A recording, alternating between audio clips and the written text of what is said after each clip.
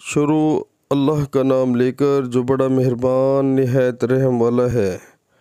السلام علیکم ورحمۃ اللہ وبرکاتہ۔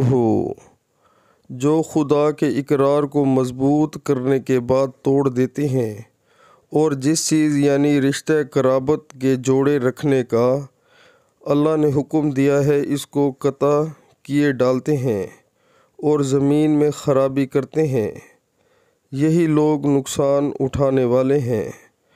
پیارے مسلمانوں، اللہ تعالی ہمیں قرآن پاک ترجمے کے ساتھ سن کر اس پر عمل کرنے کی توفیق عطا فرمائے، اور پیارے مسلمانوں 5 وقت نماز باجماعت پڑھنے کی توفیق عطا فرمائے۔ پیارے مسلمانوں، آج کل کے دور میں ہم جو ہے وہ لوگوں کی دیکھا دیکھی نماز کو چھوڑ دیتے ہیں، اور یہ ہم اپنا بہت ہی نقصان کرتے ہیں۔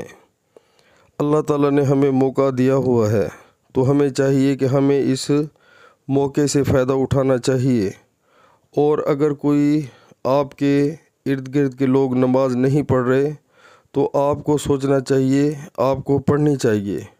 تو پیارے مسلمانوں، اللہ کو ہم کیا جواب دیں گے جا کے کہ ہم دنیا میں یعنی کہ مصروف تھے، ہم جاب کر رہے تھے، ہم اسٹڈی کر رہے تھے۔